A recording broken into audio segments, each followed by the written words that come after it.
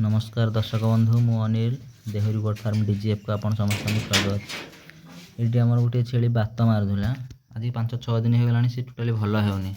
तेणु गोटे व्यवस्था कराए जोटे बस्तार झुलैकी देखा जाऊ रखा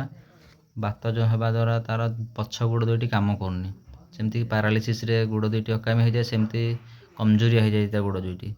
जहाँफल आम बस्तार झुलै रखुचु हे तो 4 गोड़ जाक तले लगी रहा द्वारा पछ गोड़ दुईटी हे तो जोर आसीपे से आम ये व्यवस्थाटा करूँ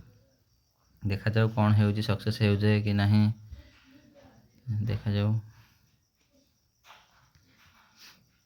से जहाँ भी जोर आसता से जिते बड़े भी छिड़ा होगा चेष्टा करुँची छुआ दुईटी ताठू पीवा चेष्टा कर टोटाली बल पाऊनी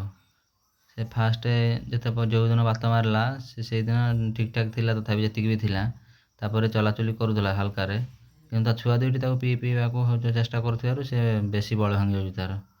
जहाँफल छिड़ा हो पारनी जिते बड़े छिड़ा हो सहित लगी जाती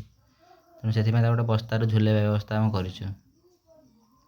देखा ये आम बहुत भल छेली भल रसुआल छेली थी तार छुआ दुईटी बहुत बढ़िया छुआ तेणु से बात सकाशे छुआ दुईटी क्षीर टी अभाव है